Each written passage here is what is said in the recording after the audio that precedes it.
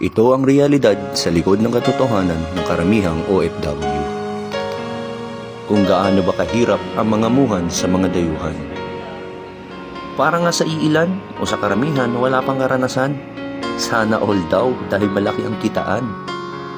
Pero ang hindi alam ng nakakarami, yung pakiramdam namin na para kaming battery-operated na laruan. Bolt in with voice command at deleted sa program ang salitang no para hindi kami makahindi sa inuutos ng nagpapasweldo. Kaya kung iniisip mo na kung ang posisyon na ina-applyan namin ay yun lang ang trabaho na aming gagawin, maling-mali ka na sa inaakala mo. Dito, hindi lang kung saan trabaho ka eksperto, dahil habang dumadaan ang mga araw, mapapansin mo, lahat ay ipapagawa sa'yo. Lahat ay dapat matutunan mo. Hindi lang dapat sa isang bagay ka napapakinabangan. Marami sa mga amo dito naghahanap ng kakontentuhan sa mga pinapasweldo nila sa kanilang mga tauhan. Kung paisi-isi nga lang yung trabaho ang nakasanayan mo, dito puspusan ng labanan na mapapaisip ka kung susukuan. Dahil sa hindi mo inaakala, bigla ka na lang naging all around na hindi naman yun ang posisyon ang iyong inaplayan. Pero habang tumatagal ka, tsaka mo mauunawaan dahil sa point of view ng mga taga rito, mahalaga ang bawat segundo. Walang dapat na masayang na kahit minuto. Iba ang mga taga rito pagdating sa trabaho. Mahirap pero bawal umalma. Dapat kakayanin dahil ganito ang kalimitang kalakaran kapag isa ka lang dayo sa iyong pinagtatrabahuan.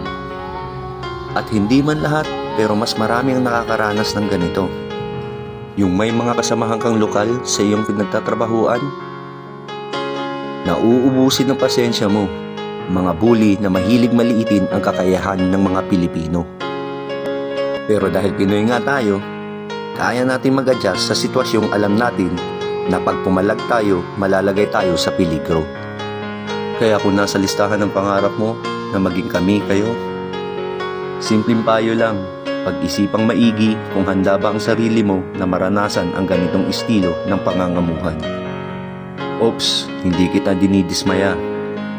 Mas mabuti na una mong maintindihan na sa pag-a-abroad, hindi lang dapat sa malakihang kita ang una mong titingnan.